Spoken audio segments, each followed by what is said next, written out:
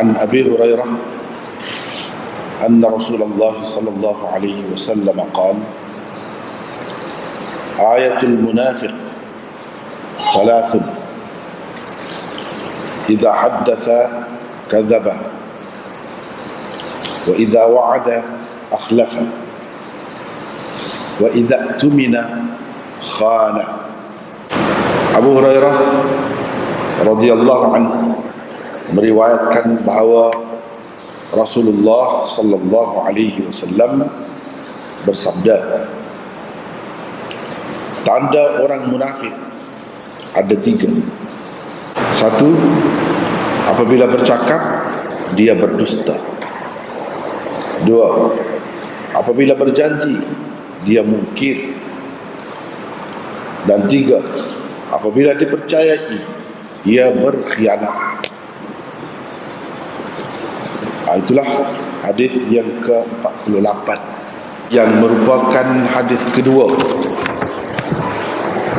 bagi bab bayan khisalil munafiq pada muka surat 74.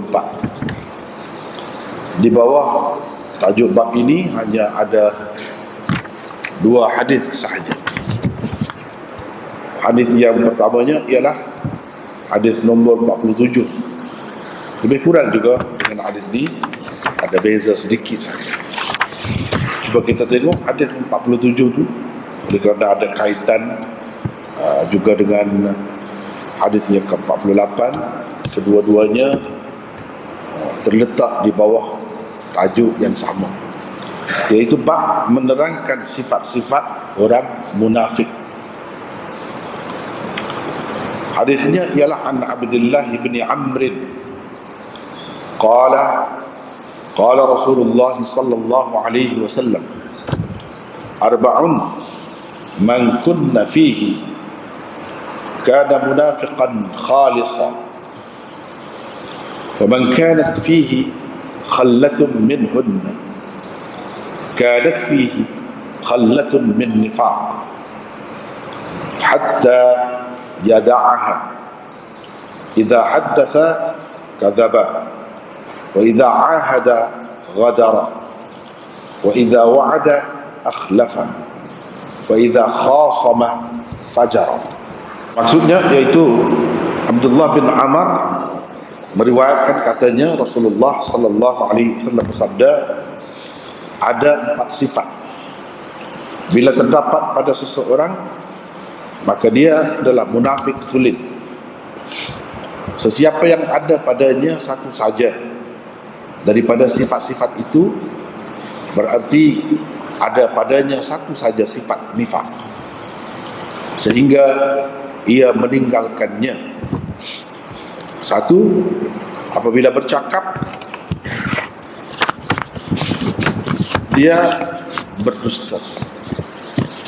2, apabila bersumpah setia dia berkhianat. 3, apabila berjanji dia mungkir. Dan 4, apabila bermusuhan dia melampau. Jadi itu hadis yang ke-47 kita sudah bincangkan sebelum ini. Hari ini ialah hadis ke-48 yang betul-betul ada pada kedua-dua hadis 47 dan 48, ialah apabila bercakap dia berdusta dan apabila berjanji dia mungkir. Itu 2 lagi yang tersebut dalam hadis yang ke-47 itu tidak sama. Ini mengisyaratkan kepada sifat-sifat nifak itu ada banyak. Mungkin ada ketikanya sifat-sifat ini yang menonjol pada seseorang munafik itu. Ada kalanya sifat yang lain pula. Dan Nabi SAW telah menyebutkan kesemuanya. Jangan lupalah kena yang tak baca lagi hadis 47 tu, tengok semula. Tengok dulu. Kalau yang sudah ikuti dah, kita bincang panjang dah situ. Jadi tak perlu lagi diulang. Tapi kepada yang mungkin baru hadir pada hari ini, Tapi nota itu tak ada kan. InsyaAllah lah akan datang ada. Kena baca kedua-duanya, sebab dia ada kaitan.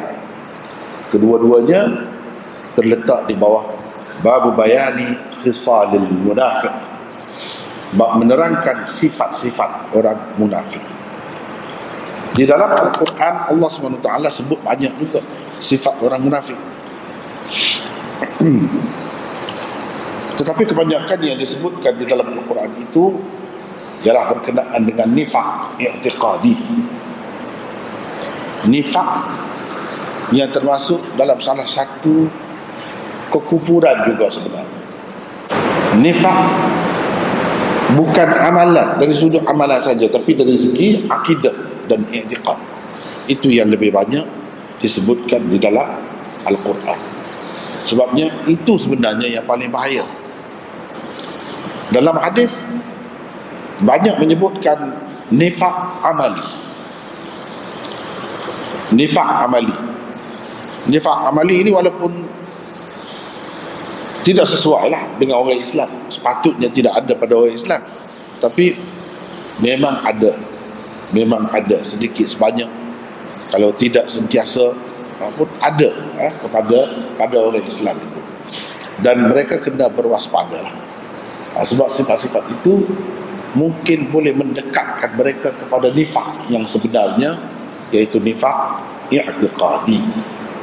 Nifaq i'tiqadi pada hakikatnya bukan Islam, kafir.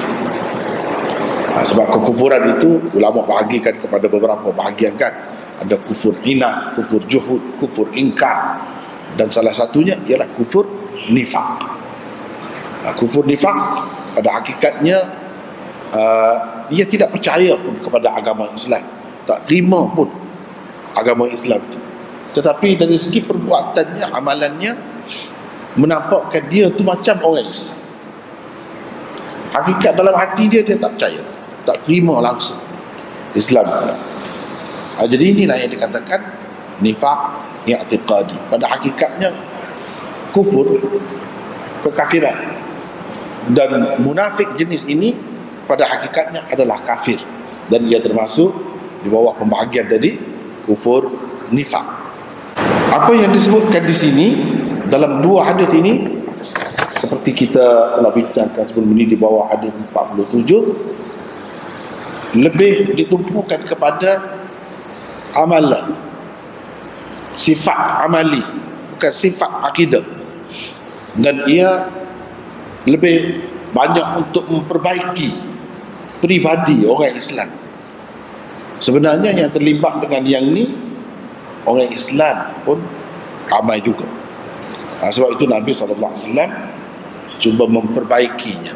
Sebab kalau ada orang Islam itu, dia Islam dengan adanya sifat-sifat ini tak ke mana juga, tidak boleh maju, tidak boleh melakukan sesuatu perubahan besar seperti yang diharapkan, seperti mana berlaku di zaman Nabi SAW dengan sahabat-sahabatnya dulu. Tidak ada nifaq amali. Kalau ada pun sedikit-sedikit sangat, barulah umat Islam itu boleh sampai ke mercu kejayaan. Kalau tidak, susah. Sebab itu dia perbaiki, dijaga. Sebenarnya lebih tumpuan Nabi SAW lebih kepada umat Islam itu sendiri. Cuba kita tengok di situ ada nota 227, nota yang terakhir, bahagian terakhir di dalam hadis 48 yang diriwayatkan oleh Abu Hurairah ini. Di dalam hadis Abdullah bin Amr diriwayatkan oleh Abu Hurairah ini, ada di dalam hadis Abdullah tidak ada sebenarnya, tidak ada, kan hadis 47 itu hadis Abdullah bin Amr, ini hadis Abu Hurairah, sepatutnya tidak ada untuk diperbaiki. Tidak ada di dalam hadis Abdullah bin Amr sebelum ini. Jika ditambah dengan disebutkan di dalam hadis sebelum ini, maka ada 5 perkara lah semuanya. Jadi 5 perkara. Kalau ambil kira campur ini dengan yang sebelum ini. Menurut Al-Qurtubi, terdapat percanggahan di antara hadis riwayat Abdullah bin Amr dan riwayat Abu Hurairah, di mana di dalam riwayat sebelum ini disebutkan sebanyak 4 perkara, manakala di dalam riwayat ini pula disebutkan 3 perkara sahaja. Sebenarnya kedua-dua riwayat tersebut boleh dikompromikan dengan mengatakan bahawa Nabi SAW baru mendapat tahu tentang tanda lain yang tidak diketahuinya sebelum itu. Jadi kita mengandaikan hadis Abu Hurairah ni dulu, selepas itu Nabi mendapat tahu lebih lagi daripada itu, dia ceritakan. Jadi seolah-olahnya hadis nombor 7 tu, hadis Abdullah bin Amr itu lebih kemudian daripada hadis itu. Andaian yang dibuat oleh ulama untuk mengkompromikan kedua-dua riwayat itu, supaya kita boleh terima kedua-dua, supaya kita tidak nampak ada percanggahan. Kenapa sekali kata 3, sekali kata 4 pula? Sebabnya yang 3 tu dia cerita dulu. Sebab Nabi SAW menceritakan, walaupun berupa hadis, sebenarnya wahyu daripada Allah SWT juga. Bukan dia bercakap itu ikut sesuka hati dia. Setakat mana yang diberitahu oleh Allah kepada dia. Misalnya di sini dalam masalah ini tentang sifat orang munafik, setakat itu sajalah yang dia cerita. Bila ada tambahan lagi dia sebut. Inilah yang dikatakan, disebut dalam Al-Quran, wa ma yantiqu 'anil hawa in huwa illa wahyun yuha. Dia tidak bercakap mengikut hawa nafsunya. Apa yang dicakapkannya itu, yang di Nabi kita lah, semuanya yang diwahyukan kepadanya. Tidak ada yang dia cakap itu melainkan wahyu semuanya. Jadi kalau wahyu, kita kena terima kedua-dua lah. Jadi nampak macam ada percanggahan itu. Nak menghilangkan percanggahan itu macam mana? Salah satunya dengan kita pakai pendapat ulama tadi, dengan mengatakan hadis Abu Hurairah ni turunnya ataupun dulu diceritakan oleh Rasulullah kepadanya dahulu, dan hadis Abdullah bin Amr itu diceritakan kemudian. Jadi kedua-duanya boleh diterima. Mungkin melalui wahyu, mungkin juga dengan cara pemerhatian. Itu kemungkinan sahaja. Nak kata dengan pasti bahawa yang ini Nabi terima berdasarkan wahyu, yang ini tambah satu tu berdasarkan pemerhatian dia. Ini andaian saja yang dibuat oleh ulama. Kita tidak dapat pastikan. Tetapi apa yang Nabi SAW kata tu, kita kena yakin, kena percaya bahawa ini adalah daripada Allah Subhanahu Wa Taala juga. Hadis itu pun wahyu juga, bukan wahyu itu Quran sahaja. Setengah-setengah orang dia keliru, dia kata wahyu itu Quran. Bukan. Wahyu itu hadis pun wahyu juga. Cuma ulama-ulama bezakan. Kalau Quran itu dia panggil Al-Wahyul Jali, hadis ini Al-Wahyul Khafi. Atau satu istilah yang lain, Al-Wahyul Matlu untuk Quran. Untuk hadis dipanggil Al-Wahyul Ghairul Matlu. Al-Wahyul Jali, wahyu jali, terang. Terang sebab apa? Sebab Jibril bawa memang begitu, dengan lafaz tu daripada Allah dia terima. Dan lafaz itu tidak diubah oleh Nabi. Dia sebut itu apa yang diterima sepenuh. Macam itu. Itu dikatakan jali, maknanya terang. Khafi mana sulit, tersembunyi, tak ketara. Sebab Allah SWT campakkan, masukkan dalam hati Rasulullah suatu maksud. Dan Nabi SAW menggambarkan maksud itu dengan kata-kata dan ucapannya sendiri, yang dipilihnya, perkataan yang dipilihnya sendiri. Itu beza. Yang macam ni dikatakan wahyu al-khafi. Dikatakan al-wahyul matlu kepada Quran kerana matlu tu maknanya wahyu yang dibaca.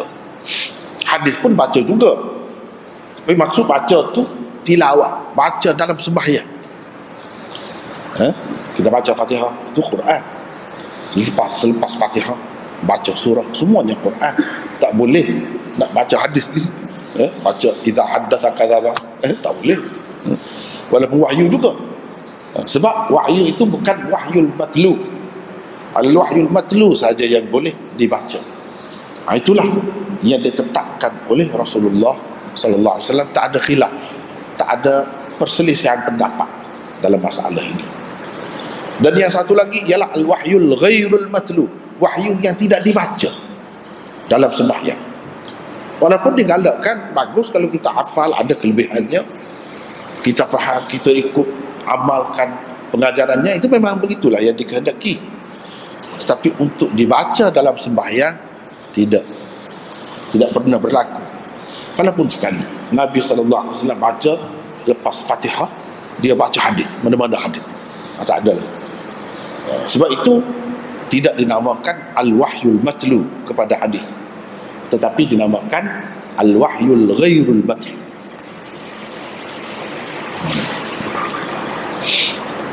Secara keseluruhannya, tanda-tanda munafik itu ada 5. Jadi ini boleh ada pada orang Islam. Tidak kata bila orang Islam ada benda dia jadi kafir. Tidak. Jangan kata begitu. Orang kafir kalau dia ada, memang patutlah kalau dia ada pun. Kalau tak ada, memang masing-masing agama pun tak ajar macam tu. Dia pun kata agama dia tak ajar begitu. Tapi kalau ada pun bagi kita patut. Sebab agama yang dia terima tu bukan agama yang benar, agama yang sudah diselewengkan. Dalam keadaan agama yang diterimanya, dipakainya tu sudah diselewengkan pun, dia masih tak terima lagi.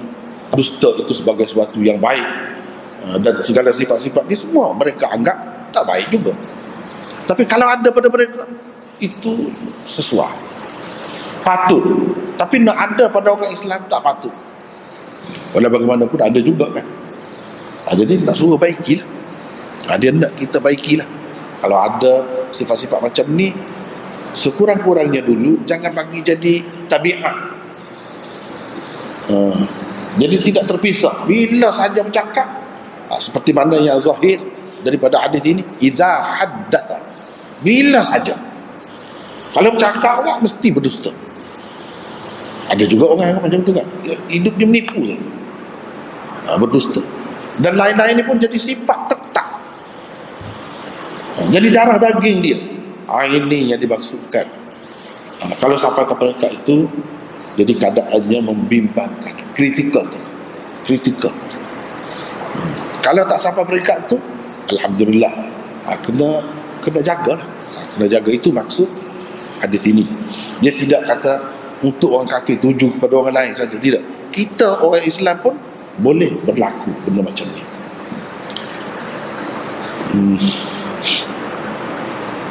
Satu, berdusta. Yang kedua, mencabuli perjanjian. Yang ni dia lebih bersifat melibatkan kerajaan. Dia lebih ke situ ya. Dalam hadis 47, apa ni dia kata, wa idza ahada ghadara, wa idza ahada ghadara, apabila berjanji dia mungkir. Apabila bersumpah setia, itu nombor 2 ya. Apabila bersumpah setia, dia berkhianat. Bersumpah setia, dia berkhianat. Kalau kita kata sampai ke peringkat macam bai'ah gitu, itu berat. Inilah sumpah setia terhadap pemerintah. Pemerintah pun bersungguh-sungguh begitu juga, berjanji dengan rakyat. Ini dia lebih ke situ. Lebih ke situ. Tiba-tiba tak buat gitu. Ikutlah daripada rakyat kepada pemerintah pun, dia juga boleh berlaku juga. Daripada pemerintah kepada rakyat pun boleh berlaku juga benda ni. Yang ketiga, memungkiri janji. Yang ni janji biasa lah. Berniaga, berurusan apa, mungkir janji. Ini yang biasa. Yang keempat, khianat. Khianat ni luas makna dia. Bukan khianat yang biasa-biasa ni. Khianat ada kuasa, sepatutnya kuasa tu guna pilih, dia tu pusing ke lain, itu pun khianat dia. Jadi yang Nabi SAW sebut ini tidak melibatkan orang biasa saja, melibatkan semua. Tak kira, kena semua. Kalau dia sebagai Guru pun kena, dia sebagai ayah pun kena, dia sebagai anak pun kena, dia sebagai rakyat pun kena, dia sebagai pemerintah pun kena, semua kena. Semua kena. Yang kelima, bersikap melampau dalam pertikaian. Kalau berkelahi, lebih-lebih sangat.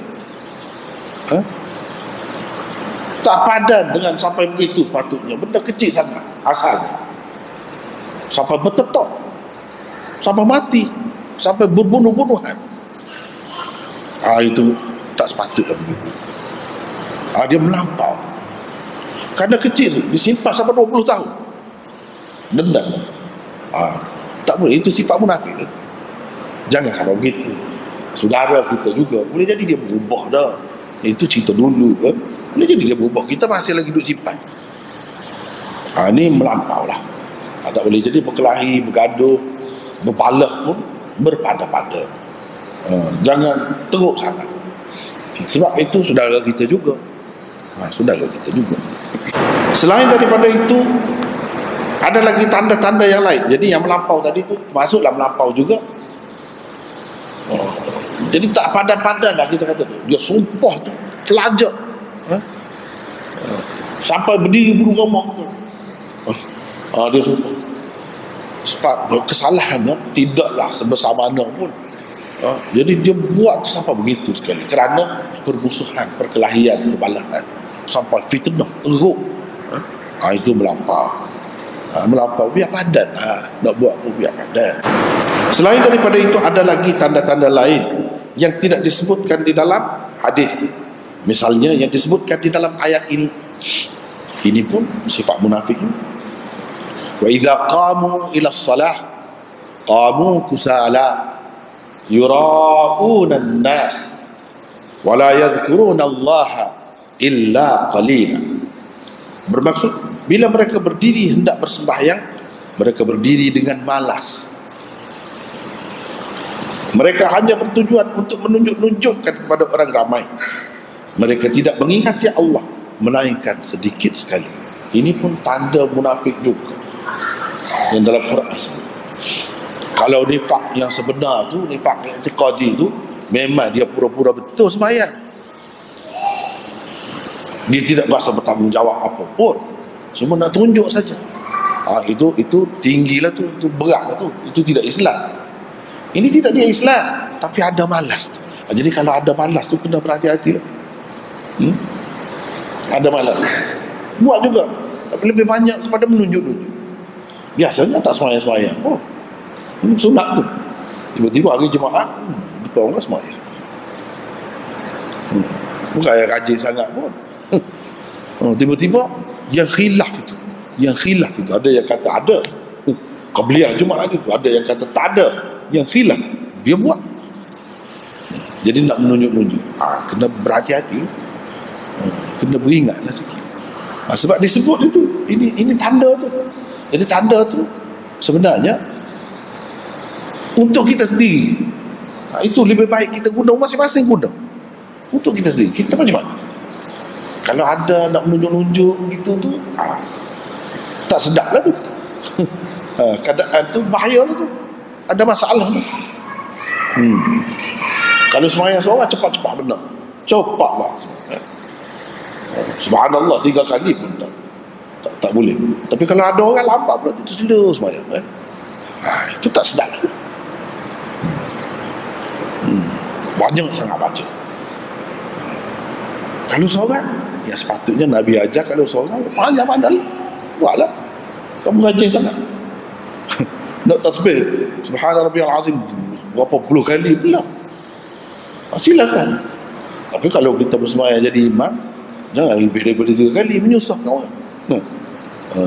Menyusahkan. Begitu juga nak sujud lama ke, nak baca ayat panjang ke. Ini kalau ramai-ramai baca panjang. Kalau seorang surah pun tak baca, ambil yang wajib-wajib saja. Misalnya kita, itu kena cek tu. Tak sedap tu keadaan. Tak sedap. Ini ada juga yang sebut dalam Quran. Yang sebut dalam Quran banyak. Tapi kebanyakannya ia berkaitan dengan nifak i'tiqadi. Yang sebut dalam hadis lebih banyak sifat nifak amali. Kelima-lima perkara ini disebutkan secara khusus kerana ia merupakan tanda yang paling mudah untuk dilihat berbanding tanda-tanda lain ketika bergaul bersama mereka. Kenapa disebut ini? Ini yang mudah. Nampak tu mudah nak kesan. Atau kerana ia merupakan perkara-perkara yang paling berbahaya kepada orang-orang Islam dan boleh memusnahkan mereka. Sebab itu Nabi sebut. Padahal banyak lagi yang lain. Tidak seperti yang selainnya, seperti malas bersembahyang dan riak. Dia sendiri saja binasa dia. Tapi dia mudaratnya itu tidak melarat kepada orang lain, setakat dia sia-sia. Padahal itu pun sifat munafik juga. Menurut Imam Nawawi pula, apa yang disebutkan oleh Nabi SAW sebanyak 4 dalam riwayat yang pertama dan sebanyak 3 dalam riwayat kedua itu masing-masing tidak bercanggah. Boleh jadi sesuatu itu mempunyai beberapa tanda. Masing-masing tanda itu dengan sifatnya yang tersendiri. Boleh jadi tanda yang ada pada seseorang hanya satu sahaja. Boleh jadi juga ia berupa gabungan beberapa perkara. Misalnya sabda Nabi SAW, wa idza ahada ghadara. Itu sudah termasuk dalam sabdanya wa idza tumina khana. Sebenarnya boleh kita gabungkan, walaupun nampak lain, kita boleh masuk di bawah ni, dalam ni. Bila berjanji, bersumpah setia, dia berkhianat, boleh masuk di bawah apabila diberi amanah, dia berkhianat. Kerana perbuatan mencabuli perjanjian itu pada hakikatnya adalah mengkhianati amanah yang diserahkan kepadanya. Hakikatnya adakala kalau kita perhati nampak sebenarnya boleh orang kata bermasuk-masukkan, boleh letakkan di bawah yang ni, boleh masuk. Ada kalanya kalau Nabi SAW sebut yang lain, suku sakat lah, kita kata tak ada kena mengena dengan ini, dia nak menyatakan ini juga sifat munafik itu, sifat nifak itu. Jadi semuanya tujuannya ialah untuk mengingatkan kita. Ini yang disebut dalam hadis ini. Saya selalu apabila sebut tentang munafik ini, dulu saya ialah masa belajar tak berapa nyata, tak berapa jelas kepada saya. Tetapi apabila saya berhadapan dengan golongan Syiah, nampak ketara. Apa yang Nabi SAW sebut sebagai munafik itu baru nampak dengan jelas, hidup, wujud dalam bentuk kumpulan itu sangat dahsyat, sangat hebat. Dulu tak berapa nampak sangat masa kita budak-budak. Bila belajar tengok, terutama berhadapan dengan mereka, memang ajaran mereka itu penuh dengan nifak. Maka boleh kita kata, kalau nak tengok munafik yang sebenar hari ini, tengoklah kepada Syiah. Segala sifat munafik itu terkumpul pada dia. Mudah, contoh yang mudah. Kalau nak tahu siapa macam mana ya, tengok tu. Sebab apa? Yang kita kata ni kenapa jadi tepat? Sebab terlebih dahulu orang yang didakwa oleh Syiah sebagai imam yang hebatlah kepada mereka, walaupun imam yang keenam, Imam Ja'far As-Sadiq rahimahullah, Imam Ja'far As-Sadiq radhiyallahu anhu, dia sendiri sudah kata tentang Syiah, walaupun Syiah mendakwa dia ni imam. Bahkan Syiah itu mereka namakan, salah satu namanya Syiah Ja'fariyah, nisbah kepada, dikaitkan dengan Ja'far itulah. Pentingnya, istimewanya Imam Ja'far itu. Apa kata Imam Ja'far tentang Syiah? Ja'far itu sendiri, dia sendiri sebenarnya bukan menganjur pun fahaman Syiah, bukan setuju pun, tapi orang cuba kaitkan dia tu dengan ajaran itu. Kita nak tahu dia setuju ke tidak setuju, apa pandangannya terhadap Syiah, tengoklah. Benda yang saya sebut ini bukan kita ambil dalam kitab kita, tapi dalam kitab Syiah sendiri ada sebut. Antaranya dia sebut apa tentang Syiah. Ma anzalallahu ayatan fil munafiqin illa wahia fi man yantahilu at-tashayyuh. Ma anzalallahu ayatan fil munafiqin illa wahia fi man yantahilu at-tashayyuh. Dia kata apa? Tidak ada satu pun ayat Al-Quran yang Allah turunkan tentang orang-orang munafik, ayat tentang orang munafik, melainkan pasti kandungan ayat itu ada pada orang yang mendakwah Syiah. Mesti ada sifat itu pada orang yang mendakwah Syiah. Nah, itu kata dia. Maknanya daripada situ kita dapat tahu bahawa Ja'far Shadiq ini tidak Syiah, bahkan dia menentang Syiah. Macam mana dia nak setuju dengan Syiah, sedangkan Syiah itu segala sifat munafik yang disebut dalam Quran itu ada pada dia? Takkanlah dia nak setuju. Dia orang baik, dia tak ada salah apa-apa. Macam Nabi Isa, dia tak pernah ajar dia ni anak Tuhan, dia tak pernah ajar dia satu daripada tiga Tuhan. Tapi berapa juta dalam dunia ni manusia yang percaya begitu. Padahal dia tak pernah ajar pun, dikaitkan dengan dia, seseolahnya dia ajar begitu, didakwa begitu. Sama juga dengan Ja'far Shadiq ni, sama juga. Dia tak ada kena-mengena, tak ada hubungan langsung. Dia sama seperti ahli sunnah. Dia memang ahli sunnah pun, tapi orang kaitkan dia dengan Syiah. Benda ni ada di dalam kitab Syiah. Saya pernah tanya orang-orang Syiah, macam mana boleh ada benda macam ni dalam kitab kamu? Lepas tu kamu kata dia adalah penganjurnya, dia adalah imam Syiah. Sedangkan kalau kita tengok situ, dia tak setuju sangat dengan Syiah. Bahkan dia anggap orang Syiah ni munafik, sebab sifat, terkadang sifat munafik tu ada pada mereka. Dia kata orang ahli sunnah tak boleh faham, tak boleh faham ni, kenapa ada. Saya tahu dah, saya faham dah. Tapi saya tanya saja. Dia kata begitu. Sebenarnya dia kata begitu tu pun taqiyah juga. Taqiyah itulah nifaknya, itulah yang paling besar. Taqiyah, berdusta tu, inilah dusta. Dusta ni bukan setakat dikecam, tidak disukai saja, dia anggap paling baik kalau berdusta. Cuba bayangkan, dia anggap agama, ajaran agama, bagi mereka berdusta tu ajaran agama. Jadi Ja'far Shadiq kata begitu tu dia berdusta. Itu hakikatnya orang Syiah kata. Dia kata begitu tu dia berpura-pura di hadapan orang ahli sunnah, supaya orang ahli sunnah tak tekan. Dia gambarkan Ja'far Shadiq ni macam bermusuhan dengan ahli sunnah. Ahli sunnah ni nanti duk intai dia, mana kesalahan dia, nak tangkap dia, nak hukum dia. Itu pandangan dia. Jadi Ja'far Shadiq kata begitu dia pura-pura sebenarnya. Dia kata begitu nak menyelamatkan diri dia di hadapan orang Sunni, yang sebenarnya dia memang suka dengan pengikut-pengikut dia tu. Dia pergi ke situ. Cara dia nak melepaskan diri, dia kata Ja'far Shadiq bertaqiyah, berdusta. Ja'far Shadiq berdusta. Jadi dusta itu asas agama. La imana liman la taqiyata lah. Tiada iman bagi orang yang tidak bertaqiyah.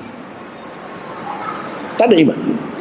Sampai begitu dusta tu dijadikan sebagai asas kepada iman, sehingga dinafikan keimanan kalau tak ada ini sifat. Sampai begitu sekali. Dah kalau macam ni agama tu jadi tu. Kalau tidak, tak ada agama. Sebab itu benarlah kalau kita perhatikan Rasulullah SAW pun sudah kata dah.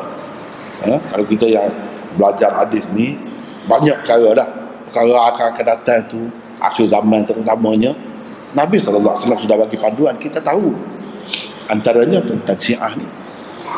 Apa Nabi SAW kata?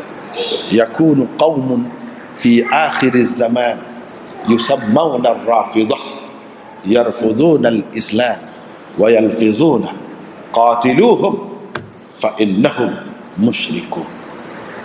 Jelas dalam hadis itu. Saya bila baca hadis itu, dan tengok kenyataan yang berlaku di hadapan kita, geleng kepala. Betul lah Rasulullah ni utusan Allah. Percaya dah, memang percaya dah, beriman dah dengan nabi-nabi dan rasul-rasul tu. Tapi dengan kita tengok sendiri kebenaran apa yang dia kata tu, lagilah terasa bahawa ini memang seorang nabi yang bercakap macam ni. Kalau tidak, dia tidak boleh tepat sampai begitu. Apa maksudnya? Yakunu qaumun fi akhiriz zaman, nanti akan ada di akhir zaman satu golongan manusia, yusammawna ar-rafidah, mereka dipanggil, dinamakan rafidah. Yarfuduna al-islam, mereka menolak Islam. Wa yalfizuna, tetapi mendakwa Islam. Didakwa Islam yang sebenarnya dia tolak Islam. Apa sikap kita? Nabi SAW pesan, kita nak buat apa kalau kita bertemu dengan golongan macam ni? Qatiluhum, perangilah mereka, tentanglah mereka. Fa innahum musyrikun, kamu jangan keliru walaupun dia dakwa dia Islam, kerana sebenarnya mereka ini adalah musyrikun, golongan musyrikun. Syirik ni, buat syirik, musyrikin. Siapa kata? Nabi kata. Kalau kita analisa satu-satu tepat, misalnya yakunu qaumun fi akhir zaman, di akhir zaman ini semakin nyata. Syiah ni dulu tak ada, selepas Nabi lah baru ada. Nabi kita tu pun alamat akhir zaman kan. Ini wujud selepas dia. Kemudian mereka dipanggil, dinamakan Rafidah. Memang apa? Jadi ini gelaran, ini bukan yang orang bagi. Mereka bangga dengan gelaran itu. Bahkan ada di dalam kitab-kitab utama mereka. Misalnya di dalam Al-Kafi dan lain-lain, dia berbangga dengan nama itu, Rafidah. Jadi Nabi SAW sudah sebut. Dan mereka ni dipanggil Rafidah. Jadi mereka tak boleh nafi. Macam mana jadi tepat itu? Memang mereka bangga. Syiah yang melampau ni Rafidah lah. Syiah ni ada yang ringan-ringan, yang tidak berat, yang tidak melampau. Kalau macam tu memang sudah ada dah di zaman sahabat tu, sudah ada dah. Syiah dengan arti pendukung, pengikut, dengan arti dari segi bahasa itu sudah ada. Tetapi Syiah dalam i'tiqad ini, yang macam ni, yang berbangga dengan Rafidah, ini kemudian ada. Dahulu tidak ada. Jadi dia sebut Ar-Rafidah. Rafidah itu asal maknanya menolak. Yarfudun al-Islam. Rafidah, yarfudun, dia kata yang sama. Mereka menolak Islam. Jadi pada hakikatnya golongan ini tolak Islam. Dia tak terima Islam. Ini sifat apa dia kalau macam ni? Hakikat sebenarnya tak terima Islam, tapi yalfizuna, mereka melafazkan, sebut dakwa Islam. Memang agar tidak munafik begitu ini. Memang sifat munafik ini. Jadi betul lah yang Ja'far Sadiq kata. Memang semua Syiah ada dakwa Islam. Bahkan dia dakwa dia tu lebih Islam daripada orang lain. Yang lain dia tak sempurna Islam, ataupun dia kata tidak Islam pun. Dia kata tidak Islam. Kita semua ni tak Islam. Dah macam mana kita nak mengaku kita Islam? Dah Abu Bakar tu pun masuk neraka, Umar tu pun masuk neraka. Masuk nerakanya neraka yang paling dahsyat, sehingga Iblis tu masuk neraka, dia terkejut. Ada lagi orang yang disiksa lebih dahsyat lagi daripada dia. Dia tanyalah, siapa ni orang yang lebih dahsyat, terima azab dalam neraka ni lebih dahsyat daripada dia? Jawab malaikat, Abu Bakar dan Umar. Cuba bayang. Jadi kalau Abu Bakar dan Umar ni tak Islam, saya tak berani nak mengaku Islam. Kita ni siapa? Jadi pada hakikatnya tak ada Islam kita. Siapa begitu permusuhannya. Dan kalau kita tidak tentang, jadi macam mana? Jadi macam Iran sekarang. Dulu tu kan negara ahli sunnah. Sijistan di mana? Sijistan dalam Iran. Abu Daud As-Sijistani, Imam Abu Dawud situ. Imam Tirmizi, apa dia? Situ lah. Tirmizi. Ini tokoh-tokoh ahli sunnah. Dan banyak lagi yang lain-lain daripada situ. Tapi kerana kecuaian umat Islam, akhirnya dia jadi Syiah. Tengok. Itu akibat tak ikut Rasulullah sallallahu alaihi wasallam kata. Kena perangi tentang mereka. Bukan bunuh, kita. Bukan faqtuluhum. Qatiluhum lain. Qatiluhum lain, perangi tentang, lawan mereka. Jangan dibiarkan. Tidak semestinya bunuh. Tapi boleh jadi kalau sampai ke peringkat itu pun boleh jadi. Boleh jadi. Jadi pada hakikatnya mereka itu musyrikun. Jelas sekali. Macam mana tidak musyrikun? Mereka kalau dalam kesusahan bukan kata ya Allah, tapi ya Ali, ya Husain. Mereka bukan minta pertolongan dengan Allah.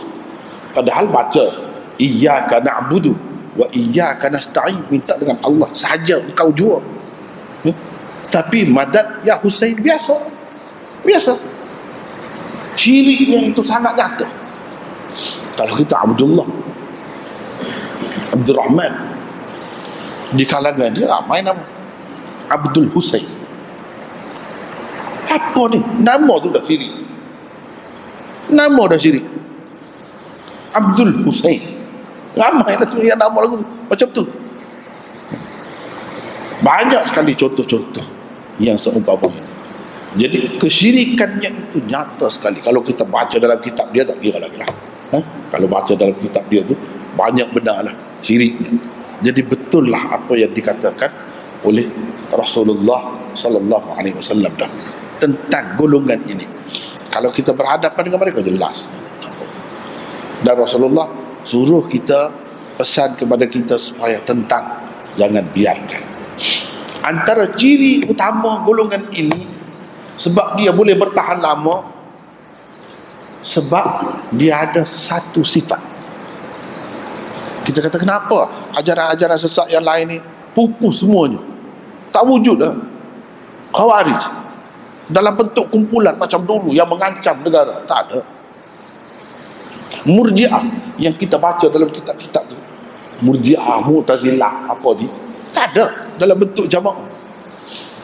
Tapi Syiah sampai ada negara, boleh dia bertahan lama. Kenapa? Lihat sangat nyawa dia tu. Kenapa dia boleh bertahan? Tak mati. Walaupun dia tentang daripada awal lagi, sama seperti ajaran-ajaran sesat yang lain. Kenapa dia boleh bertahan? Kerana dia ada taqiyah. Taqiyah itu dusta lah pada hakikatnya. Dusta. Ini dia ada. Dusta. Seperti saya sebutkan tadi, dusta itu ditukar nama, bukan kadzib, ditukar nama taqiyah. Hakikatnya sama. Jadi orang keliru bila tukar nama. Pada hakikatnya itulah ajarannya. Semuanya taqiyah. Semua ajaran agama ni diletakkan di atas asas taqiyah. Ditukar tafsir Quran, ditahrif, diselewengkan. Inna akramakum indallahi atqakum. Sesungguhnya orang yang paling mulia di kalangan kamu di sisi Allah, atqakum, ialah yang paling bertakwa. Atqa, dia dekat dengan taqiyah. Dia kata bukan yang paling bertakwa, yang paling kuat, yang paling pandai bertaqiyah.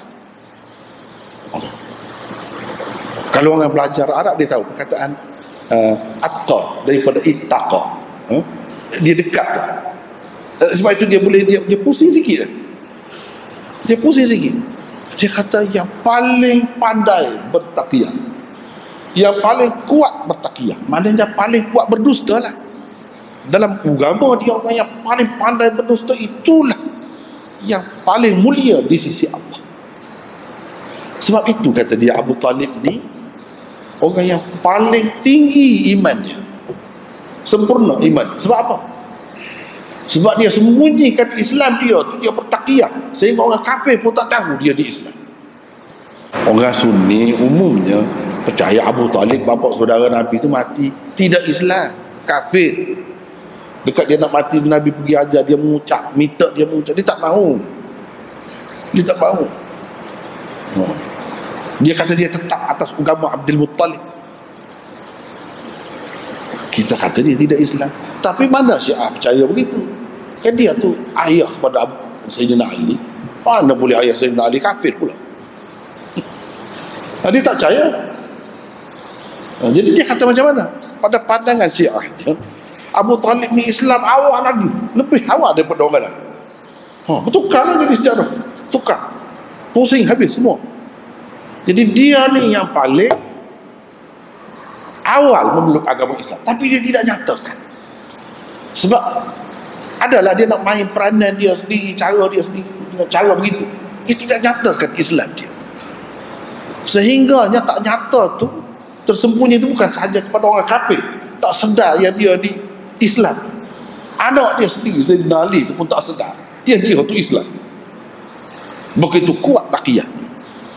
Sehingga dalam Nasai, dalam Abu Dawud dan lain-lain ada sebut, bila Abu Talib mati, Sayyidina Ali pergi berjumpa lah dengan Rasulullah.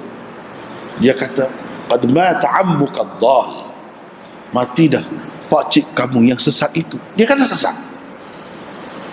Sayyidina Ali kata ayah dia tu, bapa saudara Nabi, bapa saudara kamu, pakcik kamu sesat. Dalam riwayat yang lain Nabi SAW sebut, ini dalam Nasai, dalam Abu Dawud, apa semua sebut. Dia kata idhab fawarihi, pergilah ke bumi kan lah, Nabi kata. Sayyidina Ali kata innahu qad mata musyrikan, dia mati sebagai seorang musyrik. Macam mana aku nak ke bumi? Nabi kata pergilah ke bumi kan. Tapi dia tak mau pergi. Jadi Nabi sendiri pun tak tahu kau dia ni Islam. Itu lucu. Jadi Sayyidina Ali kata ayah dia tu mati musyrik. Maknanya Sayyidina Ali tak tahu. Tapi orang Syiah tak percaya ni. Dia kata ini hadis rekaan ahli sunnah. Ini semua sahaja. Pakcikmu yang sesat tu mati, pakcikmu yang dia mati tu dalam keadaan musyrik, Syiah tak percaya semua. Walaupun ada dalam kitab hadis kita, walaupun sahih, kita kata dia tak percaya. Itu bendanya. Jadi dia kata Abu Talib ni kenapa dia lebih daripada orang lain? Orang lain semayang, dia tak semayang. Orang lain amalkan amalan Islam, dia tak amalkan. Tak apa, tak buat begitu. Kerana bertaqiyah, berdusta dalam nipu lah. Itulah hakikatnya. Sampai Rasulullah sendiri pun tak tahu. Sampai begitu kuat menipu. Jadi ini semua tak masuk akal lah agama macam ni. Tetapi dia ajar begitulah. Dia ajar begitu, berdusta sepanjang masa. Jadi kita kata, kalau kita tanya kan, kalau betul-betul Abu Bakar dikafir seperti mana yang kamu kata tu, macam mana dia pergi bersemayang di belakang Abu Bakar tu? Dalam kitab kamu pun ada juga macam tu. Kalau semayang 5 waktu ni, dia bersemayang belakang Abu Bakar lah. Di zaman Umar dia duduk belakang Umar pula. Di zaman Osman dia belakang Osman pula. Dan setiap kali perang, bila dilancarkan perang dengan orang kafir, dia ikut serta. Sayyidina Ali di zaman Abu Bakar, di zaman Umar, semua dia ikut serta. Kalau dapat harta ghanimah, dia pun ambil juga. Dia pun ambil juga. Banyaklah hamba-hamba sahaya daripada Farsi, daripada mana, dia ambil. Sayyidina Ali, kalau tak betul, kenapa dia buat semua? Kenapa dia semayang di belakang Abu Bakar? Kenapa dia pergi perang? Kalau tak betul, maknanya perjuangan Abu Bakar itu, pemerintahan dia itu bukan pemerintahan Islam lah. Jadi, kenapa Sayyidina Ali nak pergi bela pemerintahan kafir? Pergi berperang tu, biar sajalah, biar hancur kerajaan Abu Bakar tu. Tidak, dia pergi berperang dengan orang kafir. Yang Abu Bakar antarkan bala tentera dia ada sekali. Dan kalau tak sah, tak betul, kenapa dia ambil harta ghanimah? Kenapa dia bagi anak dia kepada kahwin dengan Sayyidina Umar? Kenapa? Sebab anak Sayyidina Ali nama Ummi Kulthum, jadi isteri kepada Sayyidina Umar. Kenapa semua ni? Dan benda ni bukan sahaja ada di dalam kitab kita ahli sunnah, Dalam Bukhari apa ni, anak Sayyidina Ali ni isteri pada Sayyidina Umar, dalam Bukhari pun ada. Bukan dalam kitab kita saja, dalam kitab dia pun ada. Semua ni dia kata taqiyah. Sayyidina Ali bertaqiyah. Adakah boleh bertaqiyah sampai bunuh orang, sampai pergi perang macam tu? 5 waktu tak henti-henti pergi bersemayam di belakang Abu Bakar taqiyah, padahal Abu Bakar tu kafir nombor 1. Tak masuk akal. Jadi maknanya Sayyidina Ali ni berdustalah, menipu, berpura-pura taqiyah, pada berpura-pura. Ini ajaran agama yang diajar, yang Nabi kata ini semua ni sifat munafik. Dia ajar, dia kata itulah sifat orang Islam, itulah sifat Sayyidina Ali. Jadi mana Sayyidina Ali ni kalau macam tu teruk sangatlah munafiknya. Dia tak kira. Bukan Sayyidina Ali saja, ya Rasulullah tu, kenapa yang rapat sangat dengan Abu Bakar tu? Kenapa yang jadikan anak Abu Bakar tu jadi sebagai isteri dia? Anak Umar pula jadikan isteri dia tu. Dah kafir semua ni. Uthman tu tak cukup seorang anak dia, dia bagi 2 orang. Kafir tu. Jadi kalau kita tanya semua ni, ya, dia jawab taqiyah. Nabi bertaqiyah. Nabi berpura-pura. Maknanya Nabi berdusta, menipu. Yang sebenarnya dalam hati dia tahu. Allah bagi tahu pada dia ni semua ni kafir semua. Adakah begini cara? Jadi inilah agama dia. Nabi pun dikaitkan dengan sifat dusta, padahal Nabi datang menghapuskan ajaran seperti itu. Dia kaitkan dengan Rasulullah sallallahu alaihi wasallam yang tak masuk akal. Tak masuk akal langsung. Kenapa Rasulullah sallallahu alaihi wasallam terdesak sampai begitu? Apa yang dia takut? Dia takut siapa?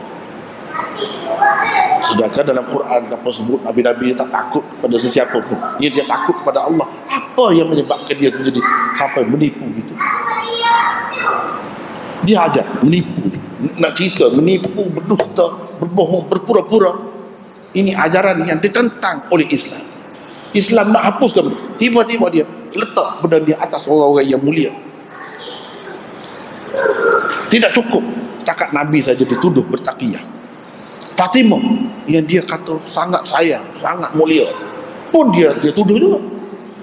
Di dalam kitab dia Tahdzibul Ahkam.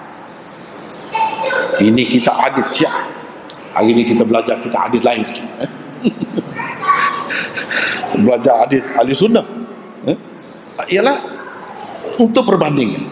Dalam kitab itu kitab utama. Kalau kita ahli sunnah ni yang masyhur ada 6 kitab hadis. Dia ada 4. Salah satunya Tahdzibul Ahkam. Dalam kitab tu ada sebut Fatimah bertaqiyah, padahal tak ada sebab untuk bertaqiyah. Untuk apa dia nak bertaqiyah?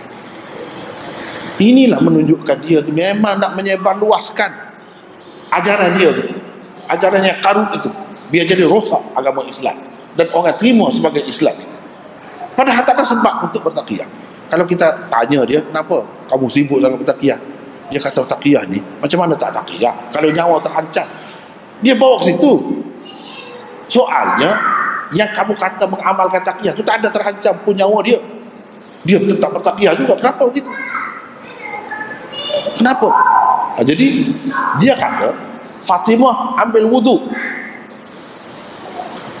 Fatimah ambil wudu. Bila begitu, dia akhir sekali dia basuh kaki. Basuh kaki. Dalam ajaran Syiah, kaki bila berwuduk bukan basuh, sapu. Kalau basuh jadi macam mana? Kalau basuh tak sah air sembahyang. Mengikut fiqh mereka. Bukan sekadar main-main. Bukan sekadar main-main. Khilaf saja, kurang afdal. Bukan begitu, tak sah. Kita kata kalau sapu pun sudah jadi, basuh lagi jadilah, kita kata lagi baik sebab basuh betul. Dah, dia kata tak sah. Sesiapa yang ambil air sembahyang dia basuh kaki, tak sah air sembahyang. Kalau tak sah, macam mana nak sembahyang? Dalam hadis dia sebut Fatimah basuh kaki. Oh, ini pun jadi modal pada orang Sunni. Ini menunjukkan Fatimah itu seperti Sunni, bukan Syiah. Bukti dalam kitab kamu, kita kata. Dah. Kamu tak faham kitab kami. Apa yang kita tak fahamnya? Jelas pun gitu. Tak ada orang lain di situ. Nabi SAW yang tuangkan air itu. Nabi nak bunuh dia ke? Dia bertakiyah. Dia basuh kaki. Kamu kata Nabi itu kan Syiah juga. Jadi kalau Syiah sama Syiah nak takiyah apa je? Kalau takiyah dia dengan Sunni, ya patutlah kita. Tapi kalau dengan sama-sama dia, apa perlu takiyah?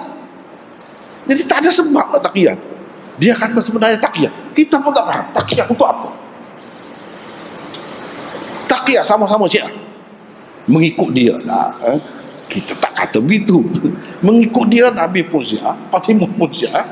Tapi kenapa Fatimah? Tak ada orang lain tu. Tak ada keadaan terdesak, tak ada terancam nyawa apa, tak ada semua.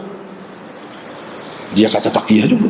Sebab dia tak ada alasan lain kan, nak menyelamatkan diri dia. Itulah alasan dia. Pura-pura ni alasan. Sampai begitu sekali kuatnya berdusta, menipu dalam ajaran Syiah. Dan dia letak ini Islam, yang lain tu tidak Islam. Kalau macam tu, maknanya Islam ni mengajar dusta, pura-pura.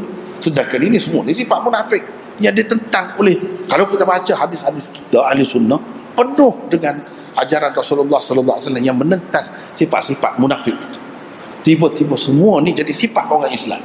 Bukan orang Islam biasa. Nabi-nabi pula. Dia kata Nabi Ibrahim pun takiyah juga kata. Tu dia kata tu. Bila orang ajak dia pergi tempat keramaian, tempat ibadat, ini sakim, ketika aku sakit, padahal tak sakit. Tengok. Jadi kita yang tak belajar ni kena ke dia? Kalau tak belajar dengan Syiah ni, kita kadang-kadang bila kita sudah jelas semua, kita rasa nak tergelak lah. Tapi orang-orang yang terkena tu macam mana? Bukan bodoh tu. Cara dia ada pandai, cara dia masuk. Dia bawa benda-benda macam tu lah. Tengok dalam Quran. Kamu tak baca kan? Nabi Ibrahim kata inni saqim.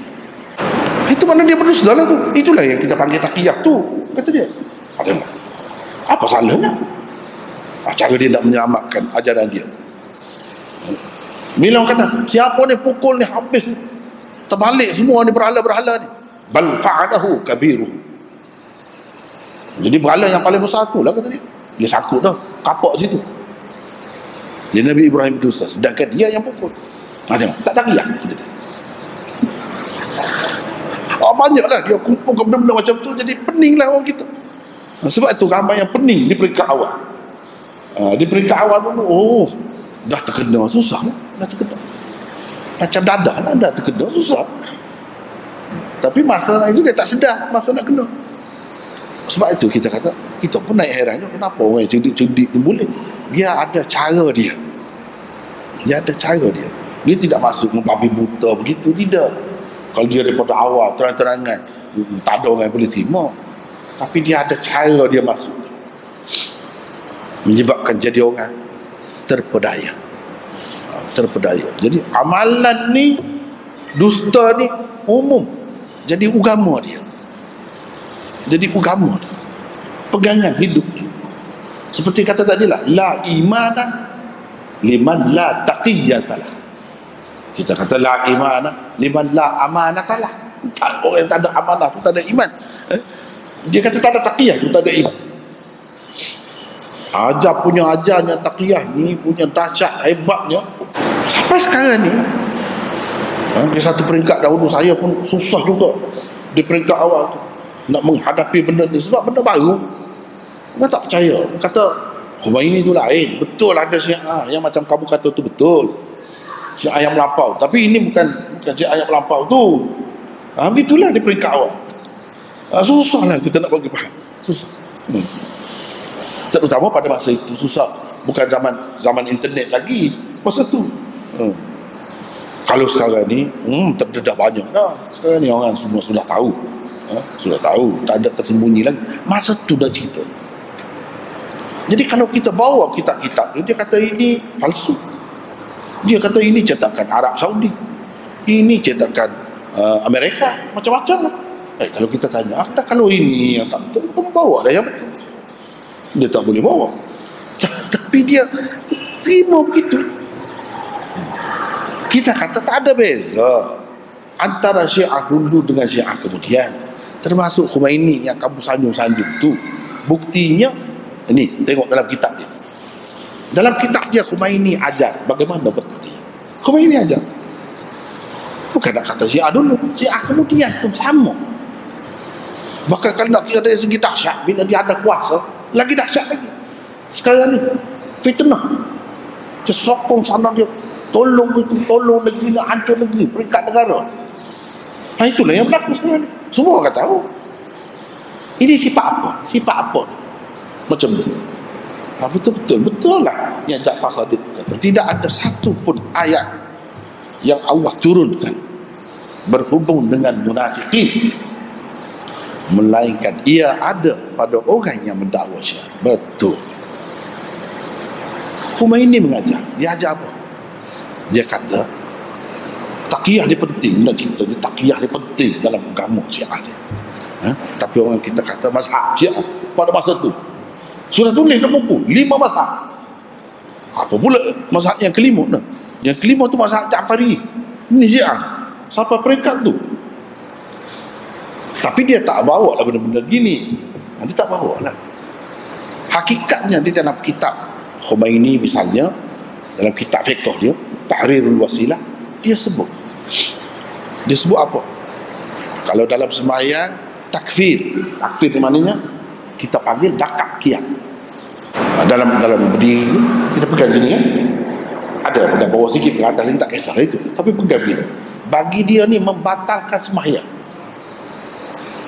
Syiah kalau bersembahyang bukan pegang gini, dia betul lurus, lepas tangan, irsal. Itu dipanggil irsal.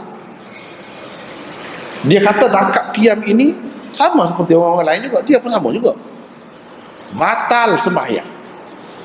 Bukan jadi makruh, tidak. Bukan sikit-sikit saja, dia kurang saja sembahyang, tidak, tak sah sembahyang. Illa fi halit taqiyah, kecuali dalam keadaan bertaqiyah, tak batal. Jadi tak batal. Yang membatalkan itu jadi tak batal kalau dalam keadaan taqiyah. Macam mana kita kata keadaan taqiyah? Misalnya kalau dia bersembahyang depan orang ahli sunnah, atau dia bersembahyang sama-sama dengan ahli sunnah, dia akan buat gitu, macam itu. Kita keliru. Buat tu menipu lah, pura-pura dusta pada hakikatnya, supaya orang ahli sunnah ni mesra dengan dia, tidak boikot dia, tidak pandang serong terhadapnya. Itu tujuan dia, cara dia nak mendekatkan diri dengan masyarakat ni. Dia boleh buat begitu. Kemudian dia kata dalam kitab yang sama, salah satu perkara yang membatalkan sembahyang ialah sebut amin dengan kuat. Bila imam habis baca Fatihah, amin, sebut kuat, itu batal tu sembahyang. Sama juga dia kata illa fi halit taqiyah, kecuali dalam keadaan taqiyah. Dalam keadaan taqiyah, perkara yang membatalkan itu pun tak batal, tidak membatalkan. Sampai begitu sekali pentingnya taqiyah tu, sehingga dikatakan tak batal, boleh bertukar semata-mata kerana nak menipu. Dalam keadaan kita nak tipu orang, pura-pura dengan orang, supaya dia tidak anggap kita ni makhluk asing. Jadi tak apa buat begitu. Mungkin dia akan kata lebih kuat lagi daripada orang lain. Amin. Tak batal sebenarnya. Maknanya kita kata, cuba tengok, Khomeini sama saja. Khomeini sama saja. Lepas tu kalau kita baca riwayat Syiah, ini hadis ya, hadis Syiah, Nabi SAW, kenapa Khomeini tak ajar begitu? Nabi SAW dia kata sudah ajar. Imam-imam dulu sudah ajar dah taqiyah ni, pura-pura. Kita kata dah dia anggap orang-orang ahli sunnah ni auladu baghaya, anak zina semua ahli sunnah. Anak zina lagi, kafir lagi, lebih teruk daripada Yahudi dan Nasara lagi, macam-macam kata. Tak halal sembelihannya, Tak boleh sembahyang di belakang. Tapi kenapa dia sembahyang juga kadang-kadang di belakang orang alim? Kita heran, pening kepala kalau tidak tahu ajaran dia. Pening kepala. Sebab apa? Kita berhadapan dengan orang yang cukup licik, pandai menipu. Memang agama dia tu mengajar menipu. Jadi dia kata, Nabi SAW bersabda, imam itu kata, imam ini kata, sesiapa yang bersembahyang di belakang orang Sunni, tapi dia tak semua Sunni, hasil itulah orang keliru. Dia sebut nawasib. Pandai cara dia nak menyelamatkan dia. Sesiapa yang sembahyang di belakang nawasib, nasibi, dia panggil nasibi kepada orang Sunni. Dia tak panggil Sunni. Kalau Sunni nanti orang marah lah, mesti marah. Lihatlah mata masing-masing tu tengok ke dia. Jadi dia kata nawasib. Semua tak boleh, tak sah sembahyang di belakang, kecuali kalau bertakiyah. Boleh. Bukan sekadar sah sembahyang, bahkan dia seperti bersembahyang di belakang Rasulullah dalam saf yang pertama, seperti bersembahyang di belakang Rasulullah walaupun dia duduk saf akhir. Tapi dia sembahyang kerana taqiyah, supaya orang nampak dia macam orang lain lah, macam orang Sunni. Sebab dia nak bermesra. Kalau orang tu tak mahu terima dia, apa gunanya? Dia tak boleh nak dakwah. Jadi macam mana, siapa yang tak mahu macam tu? Siapa yang tak mahu macam tu? Kita kalau ada satu cara lah, seolah-olahnya sembahyang kita tu seperti kita bersembahyang dengan Rasulullah. Sembahyang dengan Rasulullah tu bukan sah belakang, sah yang pertama. Mana tak nak? Sebab itu berlomba-lomba dia persembahyang di belakang ahli sunnah. Sebab apa? Nak mengelirukan orang ahli sunnah. Pada hakikatnya menipu semua. Menipu. Dia kata tak apa, jadi sah. Maka dapat pahala banyak.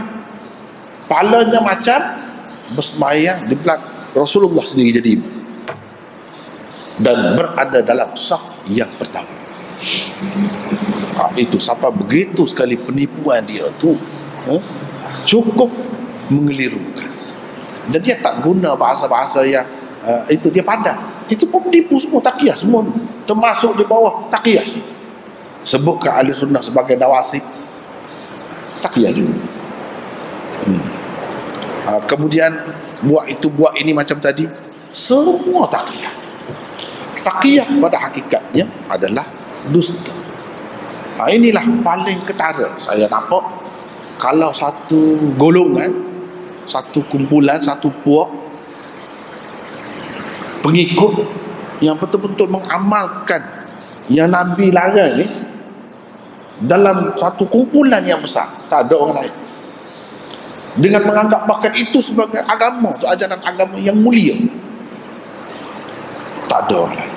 Syiah kalau tak tahu, nak tengok munafik di zaman sekarang ni, bukan saya kata, Ja'far Shadiq kata, Ja'far Shadiq kata, tengoklah Syiah, sebab segala sifat-sifat itu ada pada dia.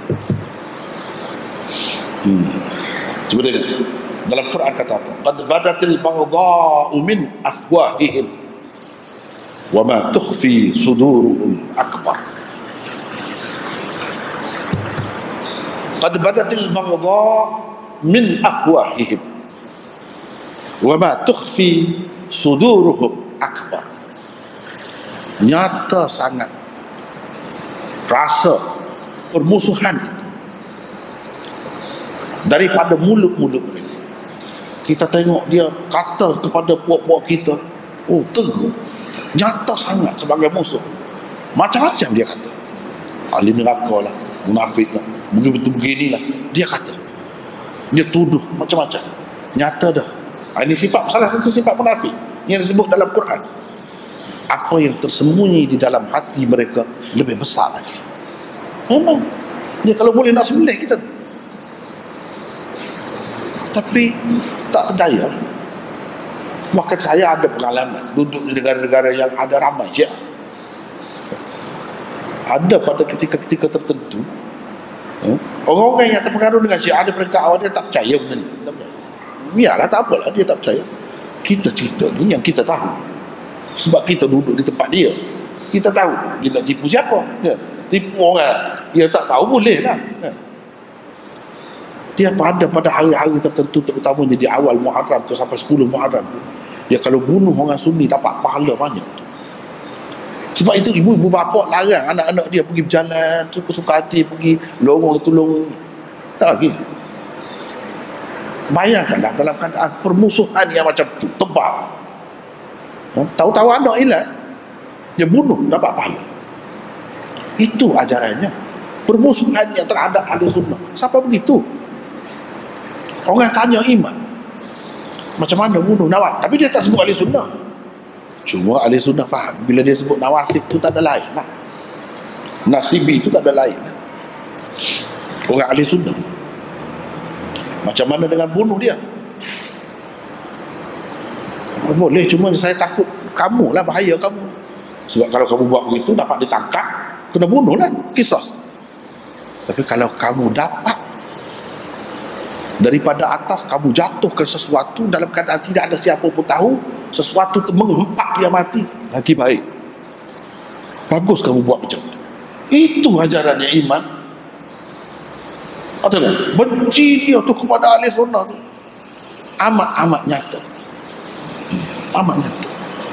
Tetapi apa yang tersembunyi di dalam hati mereka lebih lagi. Ini kan sifat munafik. Bacalah sifat munafik mana. Sifat munafik dalam Quran sebut tu semua tepat. Betul lah Ja'far Sadiq kan. Anu'minu kama amanas sufaha. Ni siapa kata macam tu? Siapa kata? Adakah patut kita nak beriman seperti puak-puak bodoh tu beriman? Siapa kata? Kata-kata siapa? Munafik lah dalam Quran. Dia kata kepada siapa? Yang beriman dengan Nabi itu siapa? Kan sahabat-sahabat Nabi. Syiah ni lebih pada tu lagi, bukan bodoh. Dia kata kafir, perosak, zalim, jahat, macam-macam. Bodoh tu main-main lah. Dia kata kepada bapa saudara Nabi Abbas ni, bodoh dia. Memang ada dalam kitab dia. Dia kata satu-satu betul Ja'far Sadiq. Cuba carilah ayat mana yang tak kena dengan Syiah. Cuba cari. Semua kena. Sifat dia tu yang disebut itu memang tepat. Kalau orang-orang Islam ditimpa musibah, dia suka. Ini dalam Quran sebut. Kalau orang Islam dapat kebahagiaan, kesenangan, sedih. Ini sifat munafik. Sama juga dengan dia. Sama. Dia nak, kalau orang Islam ni hara, nampak tidak bersatu padu, berselera, bercelaru, dia nak, suka sangat keadaan macam tu. Dia fitnah itu, fitnah ini. Fitnah Nabi cerai isteri lah, Nabi cerai semua isteri. Fitnah. Orang munafik lah fitnah. Padahal Nabi tak cerai pun. Dia sakit, dia duduk atas loteng dia, itu saja dia tak turun. Tak turun, pergi semayang pun tak turun sebab sakit. Sebab dia terseliup kaki dia. Jadi dia sebarkan kepada orang nampak. Dia nak sangat kalau boleh keluarga Nabi ni nampak retak, nampak tidak bahagia, bercelaru, nak sangat. Ini orang yang nak macam ni untuk orang Islam ni siapa? Kalau tidak orang munafik. Sifat orang munafik, Syiah macam tu. Dia suka orang Islam ni berkelahi sama sendiri. Dia suka umat Islam ni pecah, gagal. Cuba tengok ayat daripada awal sampai ke habis Quran, semua tepat dengan Syiah. Dan yang paling ketara sekali ialah taqiyah dia. Taqiyah artinya berdusta, menipu, berpura-pura. Pura-pura. Ini sifat munafik. Ini yang paling ketara. Dan kerana sifat inilah mereka boleh bertahan lama. Tak mati-mati sampai sekarang ni pun ada. Sampai sekarang ni. Kenapa? Sebab dia pakai inilah. Ini rahsia tu. Adapun Khawarij, dia payah. Susah dia. Ya, Khawarij kata macam mana? Khawarij kata sesiapa yang melakukan dosa besar jadi kafir. Kafir tu tak kira lah dosa besar macam mana. Kalau berdusta, kalau mungkin janji, kalau apa ni, mengkhianati amanah apa semua ni, ini dosa besar. Kalau buat ini jadi kafir terus, susah lah dia. Jadi dia nak menipu macam mana? Menipu jadi kafir. Jadi dia tidak menipu dan dia cakap terus terang. Bila dia cakap terus terang, kena, mudahlah orang nak tangkap dia. Sebab itu ajaran sesat yang lain mudah pupus, hilang. Tapi Syiah tidak. Rahsianya berdusta. Dan benda inilah yang Nabi SAW paling benci, paling tak suka. Dan dia kata ini sifat munafik, bukan sifat orang Islam. Tiba-tiba Syiah mari, dia kata inilah sifat orang Islam. Kata balik. Nabi kata ini sifat munafik, tidak Islam. Orang Islam tak sepatutnya. Dia kata ini sepatutnya orang Islam begini. Dia ajar tu sebalik. Bukankah rosak? Bayangkan kalau tidak ada ahli sunnah yang mempertahankan sunnah Nabi, ajaran Nabi yang sebenar. Kalau kita biarkan dia, apa jadi dunia? Dunia dapat Islam, tapi Islam yang palsu. Nak buat apa dengan yang palsu? Orang tak takut dengan yang palsu. Sebab itu tak sibuk. Cuba tengok dalam dunia. Cuba tengok Amerika takut, sibuk nak perang dengan Iran? Ada. Afghanistan tu ada apa? Bukit batu saja. Takut sampai dia pergi hancurkan lagi. Dia jadi debu bukit. Kenapa? Sebab ini Sunni. Itu Syiah, dia tak takut. Macam kita tak takut dalam rumah tu ada rimau besar, tapi rimau palsu. Takut. Tak takut nak terbelakang dia boleh lagi. Takut apa? Saya takut kalau barang palsu. Yang barang yang betul ini yang kita takut. Itu sebenarnya. Jadi di sebalik yang kita belajar hari ini, itu benda yang kita dapat lihat ada pada satu golongan yang kita kenali sebagai Syiah. Jadi tak boleh biar. Alhamdulillah sekarang ni masyarakat kita umumnya, dunia lah, sudah tahu. Kalau dulu susah, nak cerita susah. Sekarang ni zaman internet, orang boleh masuk. Tengok jelas dia semula hidup semula. Jadi yang kita sebut dulu tu betul. Dengan taqiyahnya, dengan muta'ahnya, dengan apa, semua menipu semua orang boleh tengok. Bukan benda cakap-cakap saja, tidak. Orang kita pun sudah buat. Kesian lah yang jadi bangsa. Tapi mudah-mudahan apabila benda rahsia ni terdedah dengan semua tahu, tak lakulah. Dia pun nak suruh laku tu, sebab itulah dia kaitkan dengan orang-orang tertentu tu, orang-orang yang hebat, imam-imam. Sebab itu dia kaitkan dengan itu. Sebab kalau tidak, tak laku. Tapi bila orang tahu rahsia tu, dia jadi tak laku juga. Alhamdulillah lah, Allah SWT sayang kepada kita, nak selamatkan kita. Jadi dia dedahkan rahsia. Tapi di sebalik semua tu rahsia tu, inilah yang kita belajar. Itulah. Rasanya kita setakat itu lah. Kali ini mungkin boleh kita bincang.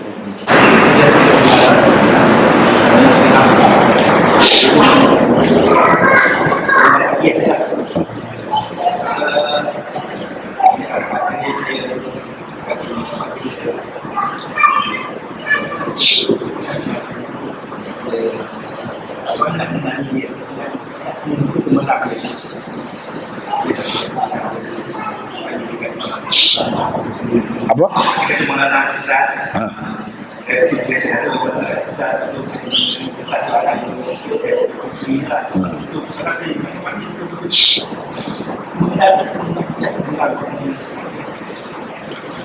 Dia begini, apabila kita, salah satu cara je kita kena tahu ajaran dia yang sebenar. Ramai orang tertipu apabila dia guna cara tu sebenarnya cara yang bercanggah dengan cara dia, tapi kita tak tahu nak pukul dia. Macam tadi, kita tak tahu yang kalau wudu basuh kaki itu membatalkan, tak sah air sembahyang. Apa orang tak tahu?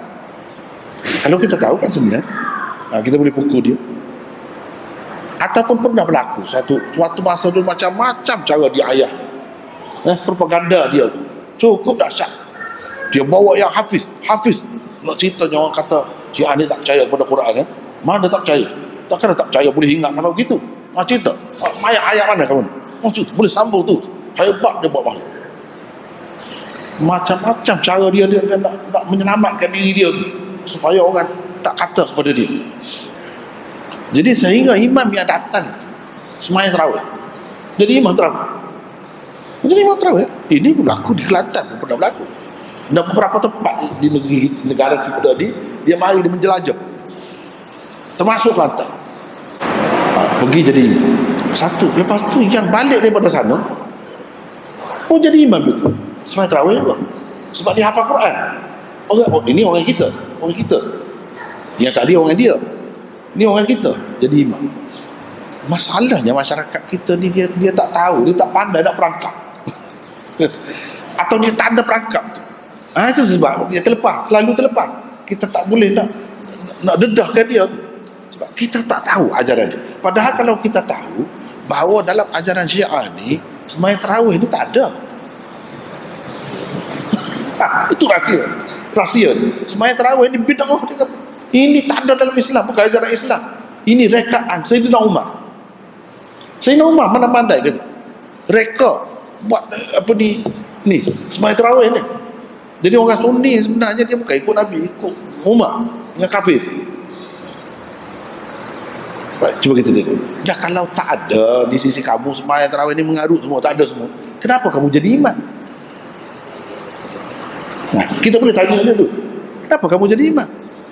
Tidakkah kesian pada orang ramai di belakang ni? Sia-sialah dia. Kamu tak percaya pun bahawa sembahyang tu ada wujudnya, tapi kamu dah baca Quran di hadapan orang di belakang ni, orang kagum dengan kamu. Untuk apa? Kamu pun tak percaya sembahyang tu, pura-pura saja, takiyah saja kamu sembahyang tu. Untuk apa? Inilah takiyah. Pura-pura dia tu sampai ke peringkat itu. Tujuannya apa? Bila dia jadi imam, orang ramai kan akan percaya kepada dia, akan mesra dengan dia. Mudahlah dia nak bagi, nak tabur. Itu matlamat dia. Tapi kalau kita tahu, ini alhamdulillah, pada ketika itu ada seorang tu, dia balik daripada Iran lah, lama belajar di Iran, dia jadi imam sembahyang tarawih. Tapi ada orang yang tahu dia sebenarnya hakikat dia. Jadi akhir sekali dia dibuat lah, tidak dibenarkan dia jadi imam. Sebab kesian kepada orang ramai, sia-sia dah sembahyang, sebab imam tu tak sah, dia tak percaya pun kena sembahyang tarawih. Jadi dibuat. Ini yang berlaku di Kelantan. Di Kelantan sendiri pula. Kalau kita tahu rahsia dia, misalnya begitu, ataupun misalnya kita kena tahu apa benda dia yang dia pantang, yang dia tak boleh, yang kira-kira dia tak akan bertakiyah, susah dia nak takiyah, kita kena perangkap gitu. Misalnya orang Syiah ni dia tak pakai ikan kalau tak ada sisi. Kalau ikan tu tak ada sisi, macam ikan keli ataupun lain-lain lagi lah, dia tak makan. Cuma kita ajak dia dengan kawan-kawan kita buat gulai je ikan keli ke, ataupun goreng ikan keli ke, hidang, nak tahu tak? Kalau benda lain dia boleh takiyah, sembahyang boleh takiyah, yang itu tak boleh. Sebenarnya kalau mengikut ajaran dia, kena boleh lagi takiyah, sepatutnya dia takiyah lagi. Tapi orang dia tak boleh, dah terbiasa dah. Macam kita lah, tak biasa makan sesuatu, tak boleh nak makan, tak selera. Situ dia kena. Sebabnya ada seorang pegawai, dia masuk Syiah. Yang orang tua ni, mertua dia lah, dia tak suka lah. Dia pergi bertemu dengan saya. Macam mana dia kata? Ya, kita nak buat apa kan? Kita sekadar bagi pandangan kita bukan pihak berkuasa. Dia cerita sendiri. Dia kata menantu dia ni sekali tu, anak dia masak ikan tenggiri. Ikan tenggiri kan tak ada sisi dia. Masak ikan tenggiri, dia buat gulai tu sedap lah. Oh, sedap gulai ni. Ikan apa katanya? Ikan tenggiri ni. Anak dia bukan sengaja sebenarnya, bukan nak perkenakan dia, tak, kebetulan saja. Dia jolok dengan tangan dia biar muntah, pasal dia sudah makan ikan. Siapa begitu sekali? Cuba fikir, teruk jadi. Dia jolok tangan, jari dia jolok supaya muntah keluar tadi yang dia sudah makan. Siapa begitu sekali? Maknanya kalau dia tahu dalam keadaan sedar, dia tak akan makan. Dia boleh bersembahyang tak guna batu. Dia boleh. Di mari masjid kita bawa batu dia. Dia ataupun apa-apa lagi lah, bahan-bahan yang lain daripada Karbala, dia tak akan guna. Tetapi kalau yang susah, cuba buat macam tadi, dia kena. Macam tu cara nak dedekkan. Tetapi dan kita tengok dia, kalau kita puji sahabat macam mana, nak naik darah ke tidak. Biasa dia naik darah. Kalau sebut sahabat tu baik, sahabat ni baik, dia tak boleh, dia jadi panas. Dia tak boleh sebut sahabat ni baik. Kalau ada nampak sahabat tu kurang, dia cuba tonjol besar ke benda tu, tak besar mana, kecil saja. Yang sebenarnya cerita macam lain, dia buat macam lain. Itu tanda lah tu. Tanda. Jadi yang pentingnya kita kena tahu ajaran dia. Kalau kita tahu ajaran dia, selesai. Banyak kala lah. Mudah. Yang penting hari ni yang kita nak kena tahunya, dusta itu, taqiyah itu hakikatnya dusta lah. Bila bercakap dusta, bila buat apa-apa dusta, nipu, pura-pura. Itu sifat munafik sebenarnya. Ada lagi? Ya? Dia saya bersyafi tadi. Dia kena sebagian. Dia nak sebagian itu ada 3 bagian. Apa? Itu bagian korban, bagian bagian. Tapi dia boleh tutup bagian. Dia nak bagi 3 bagian. Yang satu, ketiga. Tidak. Itu tak boleh ada, dia ada lah. Dapat fahaman mana itu. Dia memang banyak lah perbezaan. Tapi kita tak mesti. Sebab itu kita kena tahu. Dengan cara belajar hadis, kita jadi terbuka dan banyak perkara yang kita dapat. Misalnya, kalau kita tengok orang yang bersembahyang dengan irsal, lepaskan tangan dia, betul kata, luruskan tangan. Jangan kita kata dia Syiah terus. Mazhab Malik macam tu. Orang mazhab Malik macam tu. Jadi kalau kita tengok itu, kita terus kata Syiah. Jangan begitu. Kita tahu bahawa di kalangan Sunni pun ada juga orang-orang mazhab Malik yang luruskan tangan dia begitu. Dia kerana dia faham gitu, dan dia tidak anggap kalau buat begini sampai batal sembahyang, sampai tak sah. Dia tidak anggap gitu. Ini dia anggap tak sah ni. Lain.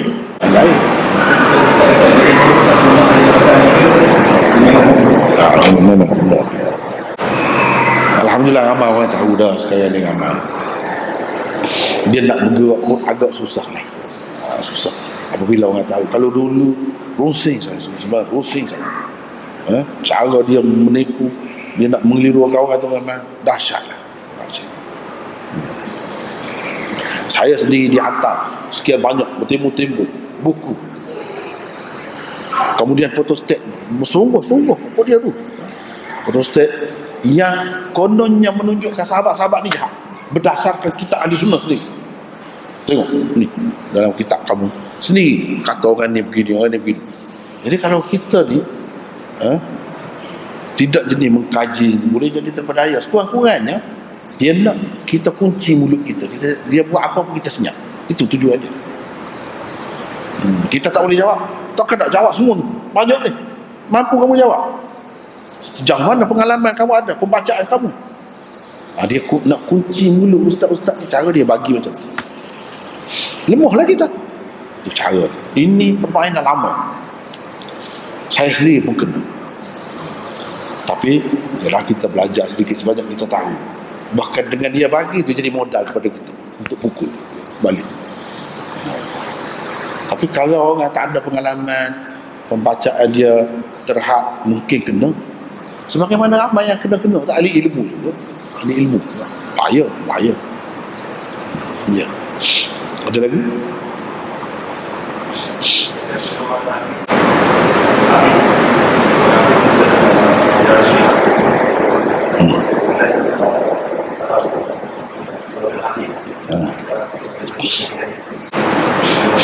Jadi kita tak boleh kata semua Habib itu Syiah, tidak. Bahkan ramai daripada mereka tu tidak Syiah pun. Jadi kita dia sebenarnya bukan Syiah saja yang jadi musuh, yang kita kena berhati-hatinya. Yang tidak mendakwa Syiah pun kalau dia tu menyeleweng, tak kira lah, kita kena halang juga. Jadi masalah Habib ini sebahagiannya ada yang Syiah, ada juga yang Syiah, tapi ada yang tidak Syiah. Yang tidak Syiah tu malang je lah, kesian lah pada mereka. itulah ikut jalan yang tak betul tu bukan kalau dia dakwa keturunan Nabi SAW, kalau kita terima lah, okey, tak apalah. Tapi dengan cara apa yang kamu buat itu merosakkan ajaran moyang kamu dahulu, kesian. Kamu tak fikir kau begitu. Sebenarnya mereka terkeliru lah. Terkeliru sebab ada yang tidak bawa cara sunnah yang betul. Misalnya kalau pergi ziarah kubur palu gendang, itu apa cara Rasulullah begitu.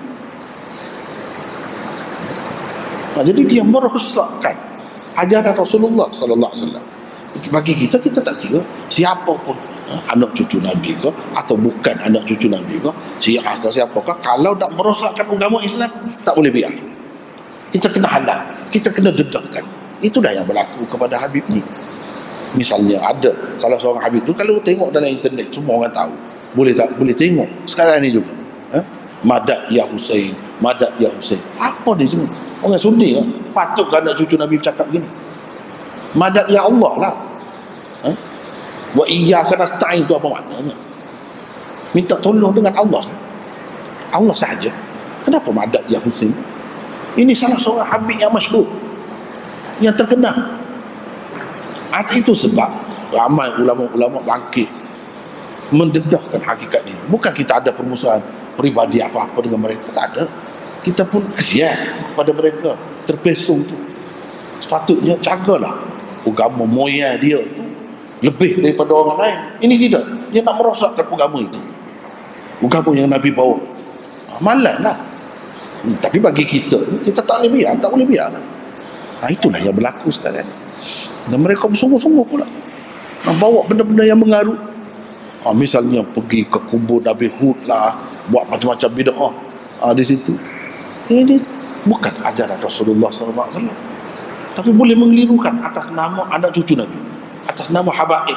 Orang ramai ni yang tak tahu apa ni, kalau ikut dia jadi macam mana? Tidak akan jadi sesat. Kesianlah mereka. Sepatutnya kita jadi bawa cahaya kepada orang ramai. Kita duduk bawa kesesatan.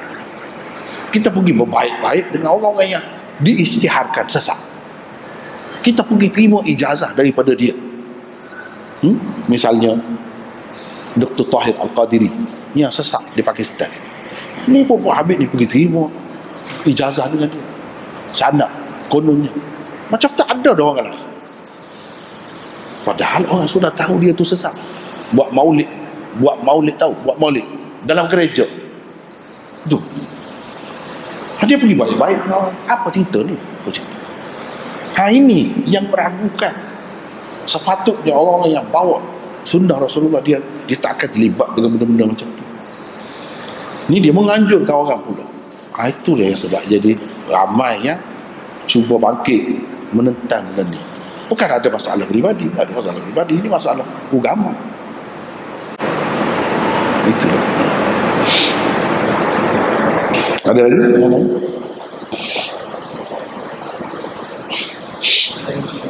Ya.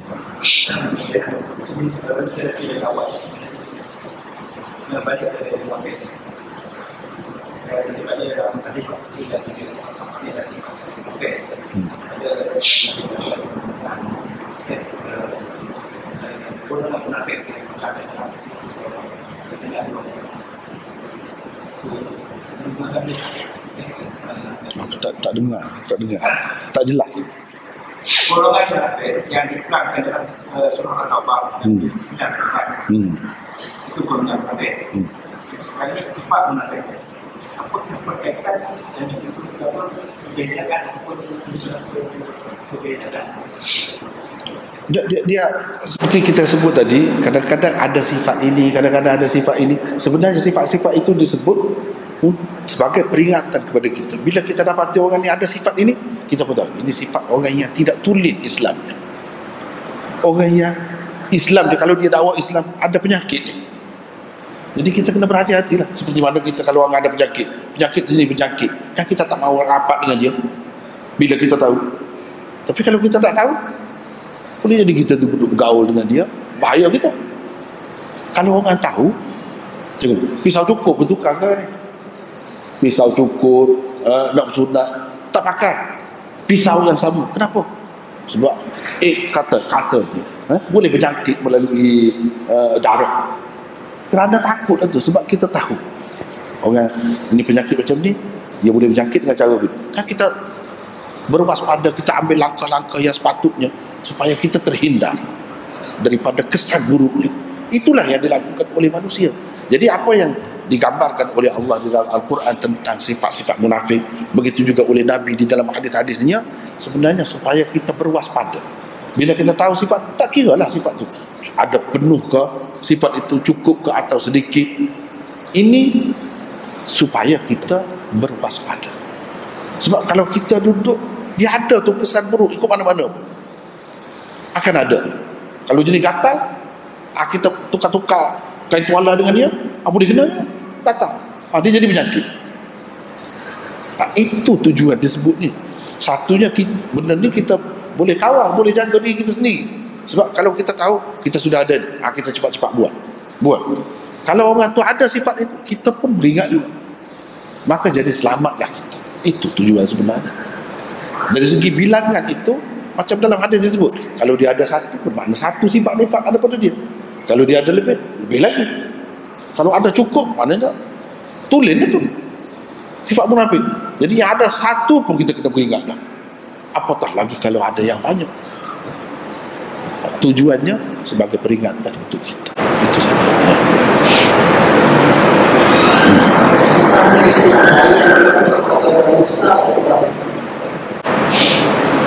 Dia begini. Satu Syiah ni kita kena tahu, dia bukan satu. Pecahan dia tu banyak. Kemudian sejarah dia ni bukan baru, lama. Nak kata semua Syiah tu tidak Islam, tidak. Kita tak boleh kata begitu. Syiah dia peringkat awal dulu yang dalam istilahnya dipanggil Syiah Mufaddilah atau Syiah Tafdiliyah. Itu tidak kafir, tidak keluar daripada Islam, masih lagi Islam. Cuma pihak lain tidak setuju dengan dia, atau pendapat dia tu salah lah gitu. Sekadar begitu saja. Salah. Apa makna Tafdiliyah?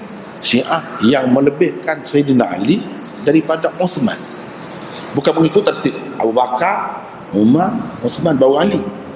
Dia kata sepatutnya Ali jadi khalifah, duduk tempat Sayyidina Uthman. Itu saja. Akidah-akidah lain yang pelik-pelik tak ada.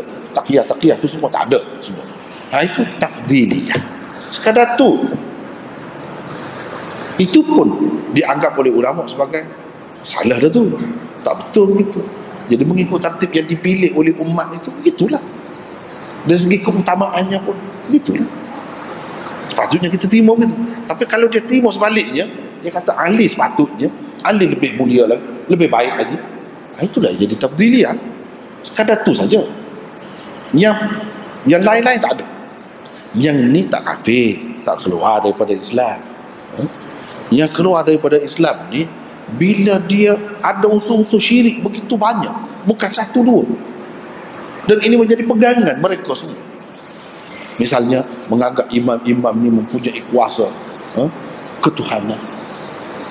Syiah yang ada sekarang ni kebanyakannya Syiah yang melampau, macam Ismailiyah, Agha Khan, Bohrah, Durus, kemudian Syiah Imam 12, apa semua. Ini melampau semua dan mempunyai akidah-akidah yang kalau kita terima dia, bermakna sebagai Islam, bermakna kita tak kenal lagi Islam. Salahlah kita. Dia jadi gitu. Kalau kita terima dia, kena terima bahawa kita salah. Kalau kita terima Islam kita ni betul, kita kena kata itu tidak Islam. Sebab Islam bukan begitu. Kalau yang macam ni memang tak Islam. Tak Islam. Misalnya Islam kata tak boleh berdusta. Dusta biasa ni pun tak boleh. Ini sampaikan agama tu ajar dusta, taqiyah. Melampau dah tu. Imam-imam ada kuasa Tuhan, tahu perkara gaib, tahu segala perkara gaib. Ini melampau. Yang macam ni dia sudah samakan Allah tu dengan makhluk. Syirik. Dan kata, walaupun dia tak kata secara nyata, tetapi daripada sikap dia tu, gitulah maksud dia. Bila dia kata imam ada lagi selepas Nabi, maknanya agama ni tak sempurna lagi. Sedangkan Al-Quran kata al-yawma akmaltu lakum dinakum, dan seterusnya ayat itu sudah sempurna dah agama. Untuk apa ada lagi imam-imam yang maksum tu? Untuk apa? Seseolahnya agama ni tak sempurna lagi. Sebab itu dia ada boleh masuk lagi, imam tu boleh masuk syariat Nabi.